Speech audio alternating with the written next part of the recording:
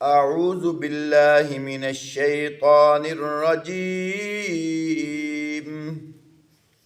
بسم اللہ الرحمن الرحیم وَإِذَا أُنزِلَتْ سُورَةٌ أَنْ آمِنُوا بِاللَّهِ وَجَاهِدُوا مَعَ رَسُولِهِ اسْتَأْذَنَكَ أُولُو الطَّوْلِ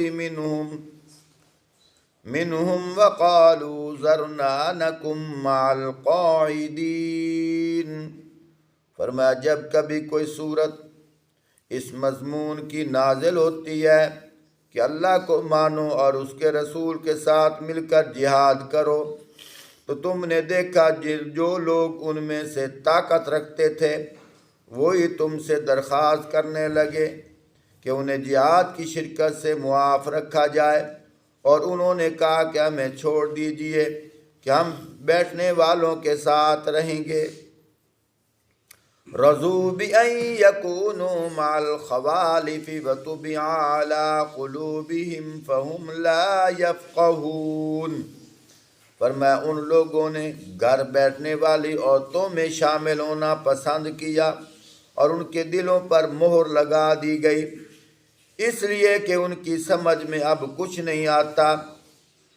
لیکن الرسول والذین آمنوا معه جاہدوا باموالہم وانفسہم واولئک لهم الخیرات واولئک هم المفلحون۔ بخلاف اس کے رسول نے ان لوگوں نے جو رسول کے ساتھ ایمان لائے تھے اپنی جان و مال سے جہاد کیا، اور ساری بھلائیاں انہی کے لیے ہیں اور وہی فلاح پانے والے ہیں۔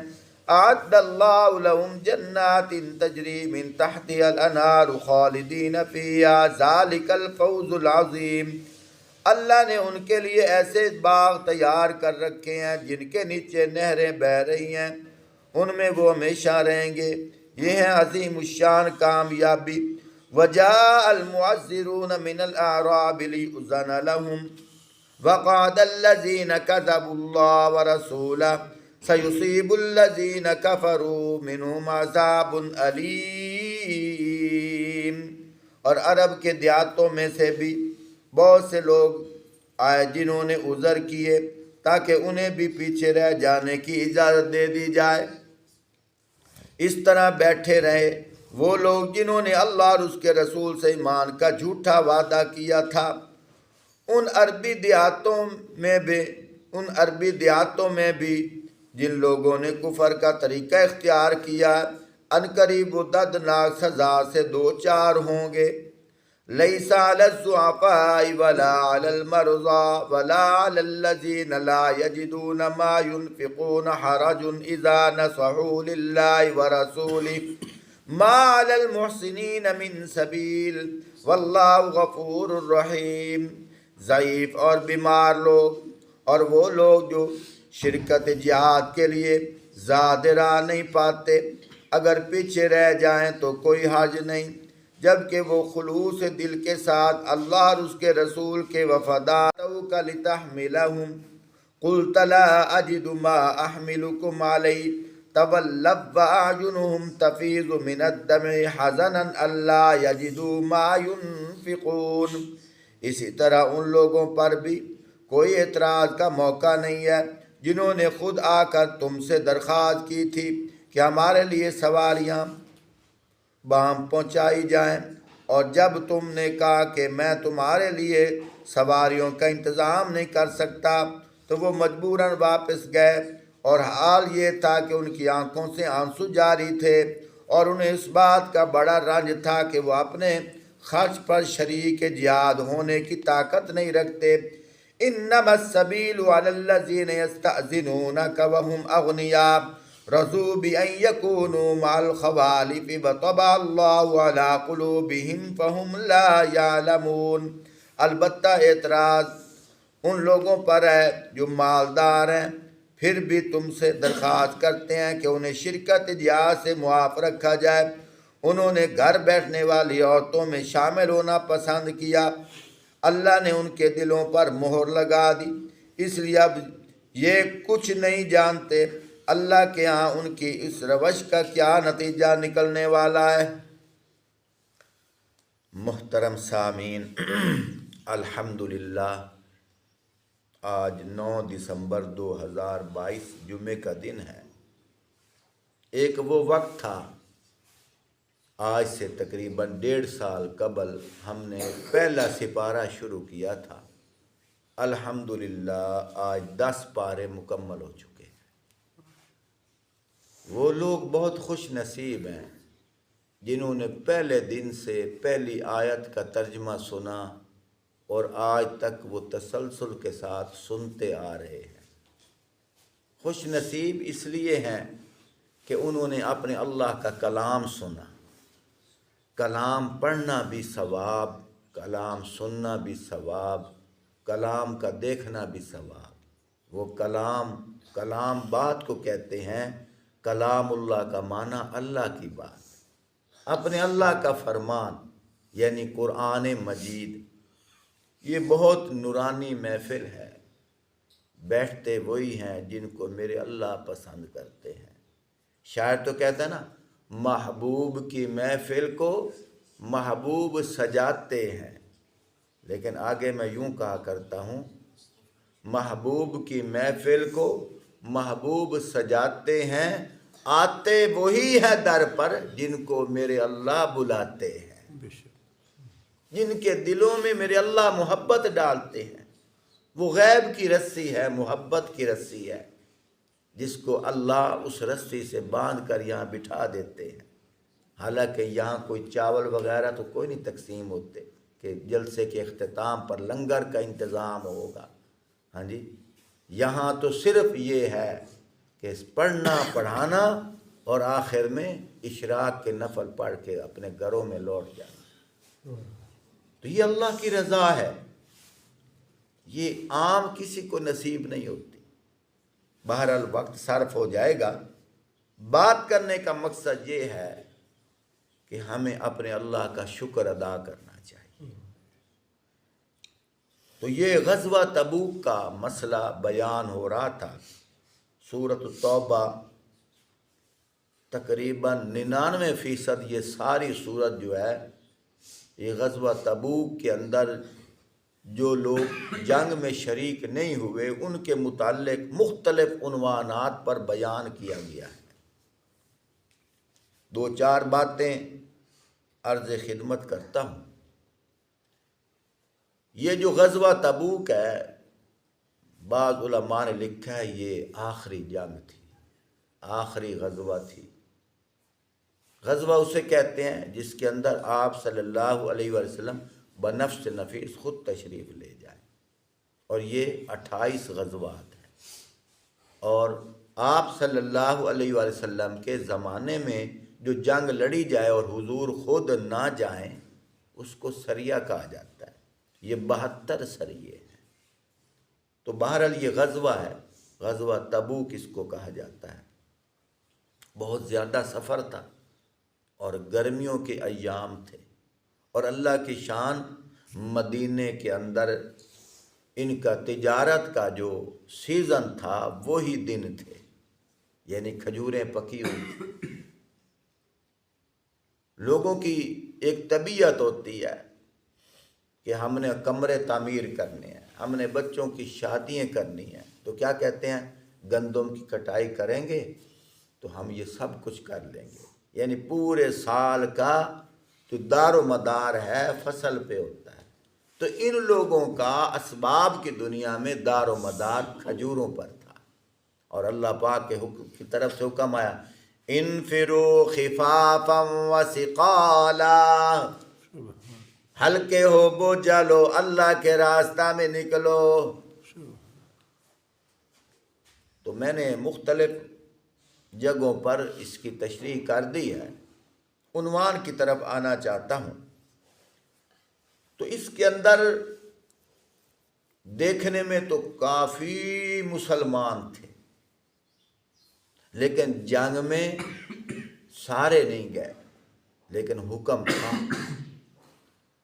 اللہ پاک ملامت فرما رہے ہیں اور ساتھ ساتھ اللہ پاک وضاحت بھی فرما رہے ہیں، وہ بھی ملامت کا مستحق نہیں ہے، وہ بھی مستحق نہیں ہے، وہ بھی مستحق نہیں ہے۔ اب وہ کون مستحق نہیں ہے؟ اور کچھ کو ملامت یوں فرمایا کہ وہ گھروں میں بیٹھ گئے جیسے عورتیں بیٹھتی ہیں، وہ ملامت کے مستحق ہیں۔ ایک جگہ اللہ پاک نے ادھر فرمایا انہم رجسن، یہ وہ پلیت ہیں۔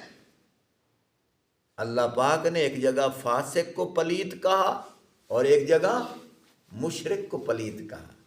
انما المشرکون نجس، نجس پلیت کو کہا جاتا ہے۔ اور ایک جگہ اللہ پاک نے اللہ کے غیر کے نام پر کھانے پر پلیت کہا۔ ایک جگہ اللہ پاک نے شراب کو پلیت کہا۔ وہ کیا فرمایا اللہ پاک نے؟ انما الخمر یا ایھا الذین آمنوا انما الخمر والمیسر والانصاب والازلام رجس۔ کیا لفظ ہے؟ رجس۔ رجس کا کیا مطلب ہے؟ پلیت۔ فرمایا اے ایمان والو، انما الخمر، بے شک شراب، والمیسر جوا، والانصاب پانسے کے تیر، والازلام بتوں کی پوجا، فرمایا رجسن پلیت ہے، من عمل الشیطان، یہ شیطانی کام ہے، فاجتنبو، اس سے رک جاؤ۔ اور یہاں اللہ پاک ایک جگہ مشرک کو پلیت کہہ رہے ہیں، انما المشرکون نجس، مشرک پلیت ہے، فلا یقرب المسجد الحرام، وہ مسجد کے قریب نہ آئے، پلیت ہے۔ اور یہاں اللہ پاک نے فاسق کو پلیت کہا، منافق جو ہوتا ہے نا، اس کو بھی پلیت کہا۔ اللہ پاک یہاں کیا فرما رہے ہیں؟ انہم رجس ومأواہم جہنم، فرمایا وہ پلیت ہیں اور ان کا ٹھکانہ جہنم ہے۔ کیوں؟ جس کے اندر نفاق ہے، اور نفاق کی بڑی پہچان وہ کیا ہے؟ اللہ کی شان۔ نفاق اعمال کی وجہ سے ہے نا، یعنی اللہ کی عبادت کرنی ہے نہیں کرنی، نماز پڑھنی ہے نہیں پڑھنی، یہ بھی عبادت ہے، دین کے جتنے احکامات ہیں۔ لیکن بڑی موٹی کسوٹی کیا ہے کہ جو منافق ہوگا اس کے دل میں صحابہ کی محبت نہیں ہوگی۔ تجربہ کر کے دیکھو۔ اور علماء کے بارے میں وہ عداوت کیوں کرے گا؟ کیونکہ علماء دین کے وارث ہیں۔ تجربہ کر کے دیکھو۔ ہم مسلمانوں کے اندر جو منافق ہے، بڑی سے بڑی سادہ سی مثال، جس کے دل میں صحابہ اور علماء کا بغض ہوگا، وہ منافق ہے۔ منافق سے کیا مراد؟ کہ منافقوں والی علامتیں ساری اس کے اندر ہوں گی۔ تجربے کر کے دیکھو۔ اور مرتے وقت وہ تڑپ تڑپ کے مرتا ہے، کلمہ نصیب نہیں ہوتا اس کو، چاہے نمازیں پڑھے۔ اللہ پاک سزا دیتے ہیں۔ جو علماء کے ساتھ مقابلہ کرتا ہے، ہر وقت علماء کی کمزوریاں تلاش کرتا ہے۔ یہ بھی بات ضروری تھی۔ تو محترم ساتھیوں، بات عرض کر رہا تھا، چونکہ دور کا سفر تھا، مسلمان بھی تھے اور کچھ منافق تھے، زہری مسلمان تھے، اور اللہ پاک نے تفصیلی گفتگو فرمائی ہے۔ اور پھر اللہ پاک نے آپ صلی اللہ علیہ وآلہ وسلم کو منع بھی فرمایا ہے کہ آپ نے ان کو اجازت کیوں دی ہے۔ میں وہ آیت بھی پڑھوں گا، حوالہ بھی دوں گا۔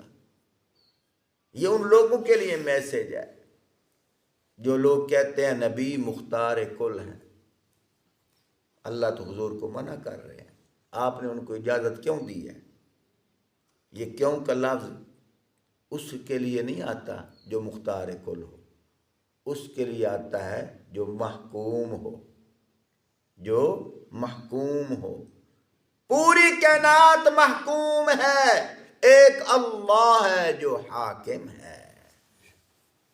پوری کائنات محکوم ہے، ہر کوئی اللہ کے حکم کے ساتھ چل رہا ہے۔ یہ سمندر، یہ آسمان، یہ سورج، یہ ستارے، یہ چاند، ہر کوئی اپنے مدار میں تیر رہا ہے، اور اس کو چلانے والے اللہ ہیں، ان کو حکم دینے والے میرے اللہ ہیں۔ ہم سب محکوم ہیں، ایک اللہ اکیلے حاکم ہے۔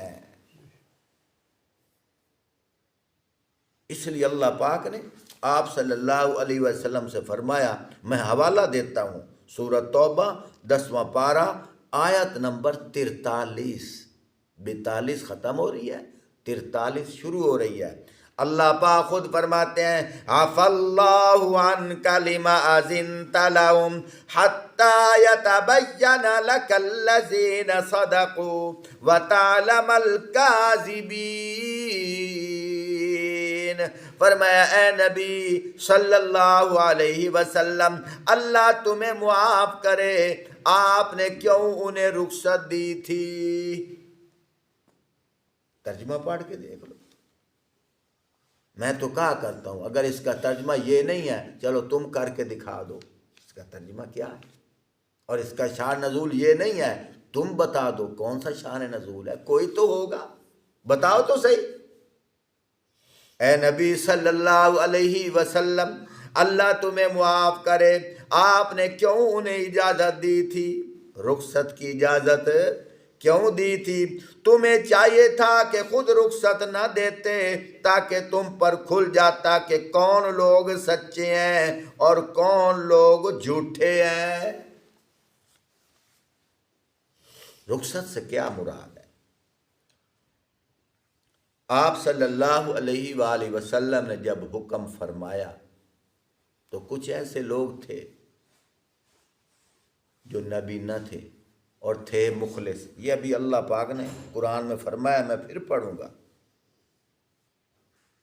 کچھ ایسے لے مخلص تھے اور ان کو عذر تھا۔ کیا عذر تھا؟ کہ کوئی نبی نہ تھا۔ اب نبی نہ جنگ میں کیسے لڑے؟ مارنا کسی کو، تلوار کسی اور پہ لگ جائے، وہ بیچارہ کیا کر سکتا ہے؟ اسی طرح کچھ شدید بیمار تھے لیکن دل ان کے ایمان والے تھے، انہیں تو رخصت مل گئی، وہ تو جائز تھی۔ لیکن کچھ ایسے لوگ تھے اسی آڑ میں آ کر ان کو کچھ بھی نہیں تھا، انہوں نے بہانے بنا دیے، انہوں نے بہانے بنا دیے۔ اور کچھ ایسے لوگ تھے انہوں نے اجازت بھی نہیں مانگی، اور ان میں کچھ ایسے لوگ بھی تھے جو مخلص بھی تھے، گئے بھی نہیں، عذر بھی نہیں تھا، سچے بھی تھے، اللہ پاک نے ان کو معاف بھی کر دیا۔ اللہ پاک نے ان کو معاف بھی کر دیا، لیکن انہوں نے جھوٹ نہیں بولا۔ آپ صلی اللہ علیہ وآلہ وسلم جب واپسی پر آئے تو میں بات عرض کر رہا تھا، جب آپ صلی اللہ علیہ وسلم جانے لگے تو کچھ ایسے بھی تھے، ابھی میں پھر پڑھوں گا قرآن کی آیات، انہوں نے آ کر عرض کی، یا رسول اللہ صلی اللہ علیہ وسلم ہمیں بھی لے جاؤ۔ آپ صلی اللہ علیہ وآلہ وسلم نے فرمایا، چلو یا رسول اللہ ہم کیسے جائیں، ہمارے پاس تو سواری نہیں ہے۔ حضرت عثمان غنی رضی اللہ تعالیٰ نے گنجائش نہ ہونے کے باوجود پھر بھی تقریباً 10 سواریوں کا پھر انتظام کر دیا، 3 سواریوں کی اور گنجائش مل گئی، اللہ پاک نے انتظام فرمایا۔ اس کے باوجود پھر بھی کچھ ایسے صحابہ رہ گئے جو غربت کی وجہ سے ان کے پاس سفر یعنی کہ جو جانے کا جو انتظام تھا وہ نہیں تھا، سواری وغیرہ نہیں تھی، اور ایک ایک اونٹ پر تقریباً 3 صحابہ، 4 5 صحابہ بیٹھ کر گئے ہیں۔ اور بیٹھے کیسے ہیں؟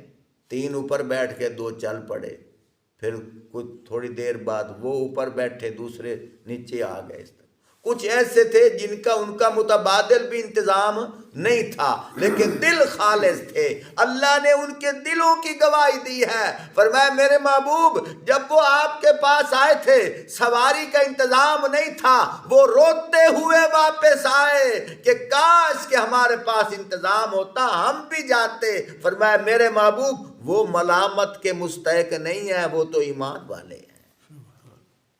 میں پھر پڑھوں گا، پہلے بھی میں نے قرآن پڑھا ہے، پھر پڑھوں۔ اللہ پاک نے گواہیاں دی ہیں، لیکن ان کو نچوڑا ہے، ان کو جھجوڑا ہے۔ کون؟ جو ہیلے بہانے کر رہے تھے لیکن اندر سے جانے کا ارادہ نہیں تھا۔ اللہ ان کے متعلق فرما رہے ہیں عفا اللہ عنکا، اللہ آپ کو معاف کرے۔ میرے محبوب آپ نے ان کو اجازت کیوں دی ہے؟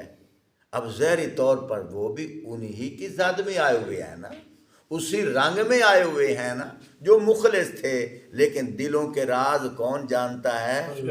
اللہ جانتے ہیں۔ اگر اندر کے خیالات حضور صلی اللہ علیہ وآلہ وسلم کو پتہ ہوتا تو جس طرح اللہ پاک فرما رہے ہیں اس طرح حضور پاک صلی اللہ علیہ وسلم کو بھی پتہ ہوتا۔ حضور پاک فرماتے ہاں مجھے پتہ ہے فلاں منافق ہے، فلاں منافق ہے، لیکن حضور صلی اللہ علیہ وسلم تو اسی نہج پہ ان کو اجازت دے رہے ہیں۔ اور اللہ پاک یہاں کیا فرما رہے ہیں؟ ساری تقسیم فرما دی، اور ان میں وہ جو کچھ لوگ تھے جو سچے تھے اور کسی وجہ سے نہ جا سکے، حالانکہ ان کے پاس سہولیات بھی تھی، سچے بھی تھے، آج کل کرتے کرتے نہ جا سکے، اللہ نے ان کو معاف بھی کیا۔ وہ 3 صحابہ تھے۔ کون کون؟ ایک صحابی کا نام ہے کعب بن مالک رضی اللہ تعالیٰ، ایک کا نام ہلال بن امیہ رضی اللہ تعالیٰ، ایک صحابی کا نام مرارہ بن ربیع رضی اللہ تعالیٰ۔ یہ 3 صحابہ تھے، انہوں نے آ کر کوئی ہیلا بہانہ نہیں کیا۔ واپسی پر آپ صلی اللہ علیہ وسلم کے پاس جب لوگ آئے، جی مجھے یہ وجہ تھی، مجھے یہ وجہ تھی، ان سے پوچھا، انہوں نے کہا جی کوئی وجہ نہیں تھی، بس آج کل کرتے کرتے رہ گئے ہیں، ہم سچ بول رہے ہیں، اس لیے میں یہاں۔ وہ کہتے تھے اگر ہم ہیلا بہانہ بنا کر آپ کے سامنے سرخرو ہو بھی جائیں گے، لیکن اللہ کا تو پتہ ہے، اللہ پاک کو تو پتہ ہے، تو ہمارے بارے میں کوئی آیت آ جائے گی، اس لیے ہم سچ بول رہے ہیں کہ واقعتاً آج کل کرتے کرتے ہم نہیں جا سکے۔ مجھے یوں نظر آتا ہے صحابہ کا یہ فعل بھی امت کے لیے فائدہ مند ہوا۔ کیوں؟ اگر صحابہ یہ 3 صحابہ نہ جاتے، منافق کی پہچان کیسے ہوتی؟ منافق کی پہچان کیسے ہوتی؟ کیوں؟ وہ بھی لوگ تھے جو سہولیات ہونے کے باوجود نہیں گئے، یہ بھی تھے سہولیات ہونے کے باوجود نہیں گئے۔ ان دونوں میں فرق کیا ہے؟ فرق یہ ہے انہوں نے جھوٹ کے بہانے بنا کر اپنی جان بخشی کرا لی، جس کی وجہ سے اللہ نے فرمایا عفا اللہ عنکا، میرے محبوب آپ نے ان کو معاف کیوں کیا ہے؟ اور یہ جو تھے سہولیات ہونے کے باوجود یہ بھی نہیں گئے تھے، لیکن انہوں نے بہانے نہیں نکالے، جھوٹ نہیں بولا، سچ آ کر کہہ دیا یا رسول اللہ سہولیات بھی تھی، گئے اس لیے نہیں ہے، آج کل کرتے کرتے نہیں گئے، یا اللہ یا نبی اللہ سچ بول رہے ہیں اور معافی چاہتے ہیں۔ اب یہاں درمیان میں کیا علامت آ گئی؟ جھوٹ والی، اور اس لیے فرمایا اذا حدث کذب واذا اؤتمن خان، اذا حدث کذب واذا وعد اخلف واذا اؤتمن خان۔ منافق جو ہے وہ جھوٹ بولتا ہے، جب بھی بات کرے گا جھوٹ، اور کافر کو منافق نہیں کہا گیا، منافق کسے کہا گیا؟ مسلمان کو. یعنی مسلمان ہونے کے باوجود جو جھوٹ بولے وہ منافق کی علامت ہے. وَإِذَا وَعَدَ أَخْلَفَ. مسلمان ہونے کے باوجود جو وعدہ خلافی کرے وہ کون ہے؟ منافق. وَإِذَا اؤْتُمِنَ خَانَ. مسلمان ہونے کے باوجود جو خیانت کرے وہ منافق ہے. اگر یہ علامتیں ہمارے اندر ہیں، یہ نمازیں پڑھنے کے باوجود کہاں جائیں گے؟ جہنم میں جائیں گے. حج کرنے کے باوجود کہاں جائیں گے؟ جہنم میں جائیں گے. اور یہ تینوں باتیں جو ہیں، تینوں باتیں، ان کا تعلق دل کے ساتھ ہے. دلوں کے راز اللہ جانتے ہیں. محترم ساتھیوں، ہمارے معاملات کے اندر یہ تینوں علامتیں آ رہی ہیں. سارا معاشرہ ہی ایسا ہے.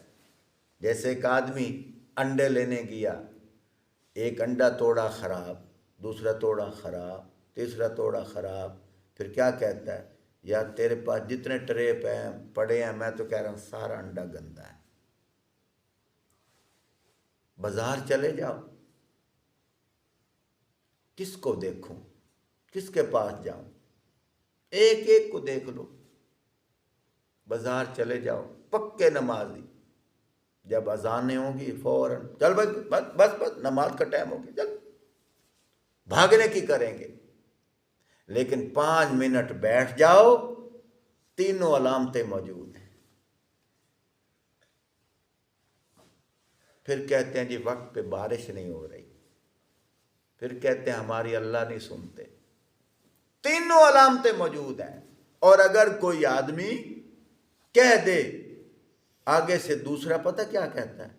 کہتا ہے تجھے معاشرے میں چلنے کا ڈھنگ نہیں آ رہا، ڈھنگ سیکھ. یعنی یہ معاشرے کی فضا بن گئی ہے، اس طرح تجھے بھی کرنا پڑے گا اگر رہنا ہے تو. یعنی عزت کا پرمٹ ہے، عزت کا ویزا ہے یہ تینوں علامتیں، نہیں تو ناکامی ہے.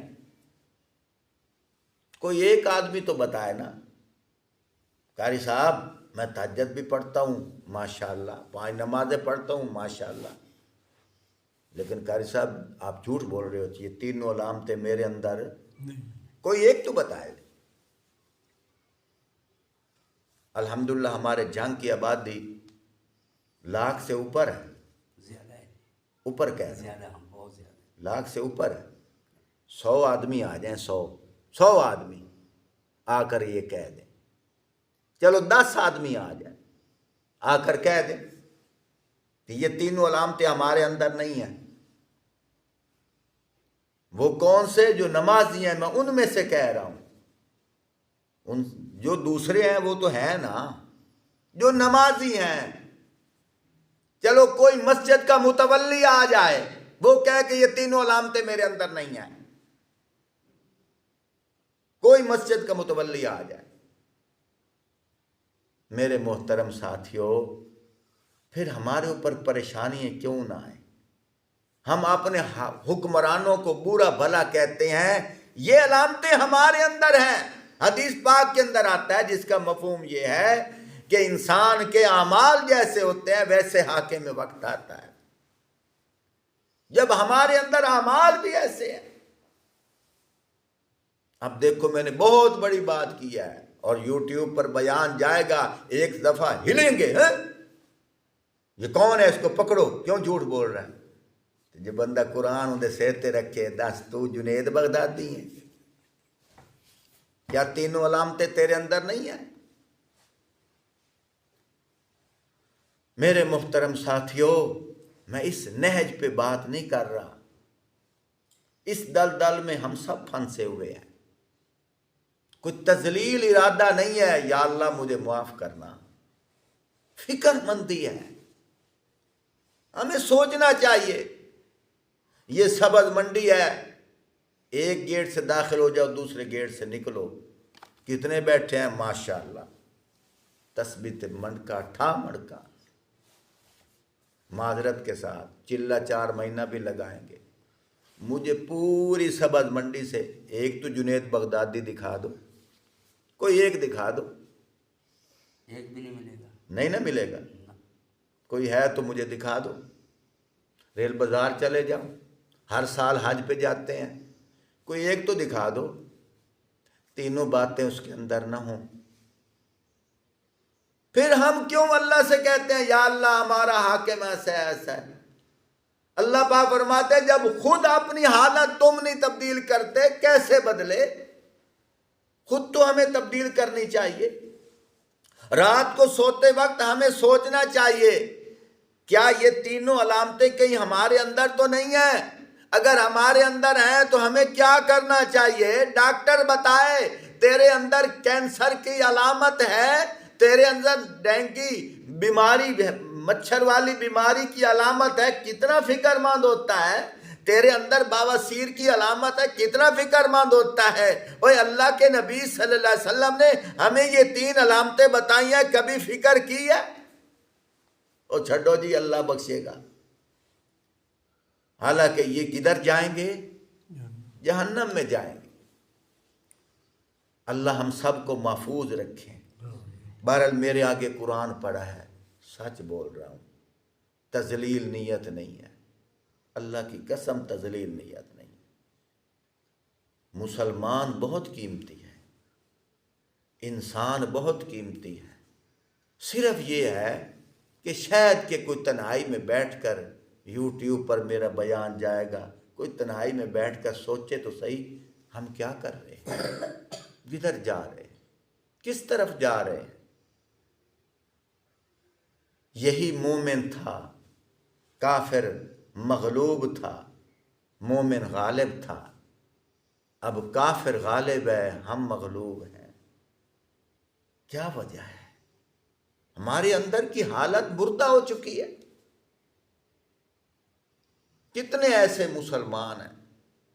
چلو بار بار میں اس بات کو دہرا رہا ہوں. بہرحال صحابہ میں کچھ مخلص تھے جو رہ گئے پیچھے، تھے مخلص. کیسے پتہ چلا؟ انہوں نے آ کر سچ کہہ دیا. اور کچھ ایسے لوگ تھے ان کے پاس سہولیات، لیکن اللہ پاک فرمانے وہ روتے ہوئے واپس آئے. سہولیات اللہ نے وہ بھی ذکر کیا، فرمایا ان کو بھی ملامت نہ کرنا، اور جنہوں نے سچ آ کر کہہ دیا ان کو بھی ملامت نہ کرنا. ملامت کرنا تو ان کو کرنا جو گھروں میں بیٹھ کے عورتوں کے ساتھ سہولیات ہونے کے باوجود وہ نہیں جا سکے. کس لیے؟ اللہ نے انہیں پسند نہیں کیا. اللہ نے انہیں بس ترجمہ کر دیتا ہوں. بسم اللہ الرحمن الرحیم.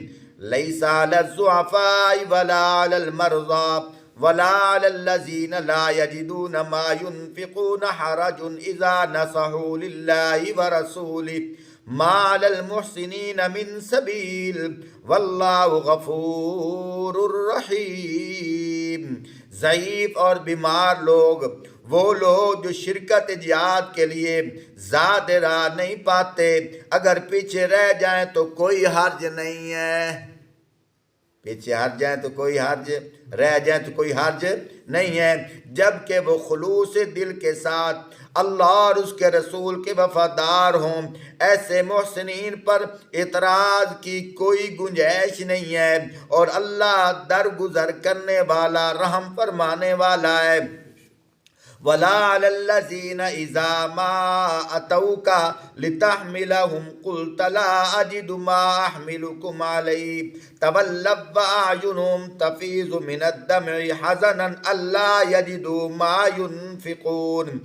اسی طرح ان لوگوں پر بھی کوئی اعتراض کا موقع نہیں ہے جنہوں نے خود آ کر تم سے درخواست کی تھی ہمارے لیے سواریاں بہم پہنچائی جائیں، اور جب تم نے کہا کہ میں تمہارے لیے سواریوں کا انتظام نہیں کر سکتا تو وہ مجبوراً واپس گئے. اور حال یہ تھا کہ ان کی آنکھوں سے آنسو جاری تھے، اور انہیں اس بات کا بڑا رنج تھا کہ وہ اپنے خرچ پر شریک جہاد ہونے کی طاقت نہیں رکھتے تھے. اللہ پاک فرما رہے ہیں گئے تو وہ نہیں ہیں، لیکن ان کو بھی ملامت نہ کیا جائے. سمجھ آ گئی؟ آگے اللہ پاک نے کیا فرمایا؟ انما السبیل علی الذین یستأذنونک وهم اغنیاء رضوا بان یکونوا مع الخوالف وطبع اللہ علی قلوبہم فہم لا یعلمون۔ البتہ اعتراض ان لوگوں پر ہے جو مالدار ہیں، پھر بھی تم سے درخواست کرتے ہیں کہ انہیں شرکت جہاد سے معاف رکھا جائے۔ انہوں نے گھر بیٹھنے والی عورتوں میں شامل ہونا پسند کیا، اللہ نے ان کے دلوں پر مہر لگا دی، اس لیے اب یہ کچھ نہیں جانتے۔ اللہ کے ہاں ان کی اس روش کے روش کا کیا نتیجہ نکلنے والا ہے؟ محترم ساتھیوں، ساری بات کا خلاصہ یہ ہے، اللہ نے ان کو بھی معاف کر دیا جن کے پاس زاد راہ نہیں تھا لیکن جانا چاہتے تھے، جب سہولت نظر نہ آئی روتے ہوئے واپس لوٹے۔ اللہ نے فرمایا ان کو بھی کبھی کچھ نہ کہنا، وہ میرے اختیار میں تھا۔ اور وہ لوگ جو سچے تھے، سہولیات ہونے کے باوجود نہ جا سکے لیکن اپنا عذر پیش نہیں کیا، بالکل سچ کہہ کر حضور کے سامنے بات کی، اللہ پاک فرماتے ہیں میں نے ان کو بھی معاف کر دیا، وہ بھی ان کو بھی ملامت نہ کیا جائے۔ جو معذورین تھے ان کو بھی ملامت نہ کیا جائے۔ ملامت والے وہ لوگ ہیں، ملامت کے مستحق وہ لوگ ہیں جن کے پاس عذر بھی نہیں تھا لیکن جھوٹ بول کر عذر کے بہانے بنائے ہیں۔ فرمایا میرے محبوب وہ منافق ہیں، فرمایا ان سے دور رہیے، ان سے دور رہیے۔ اللہم صلی علی سید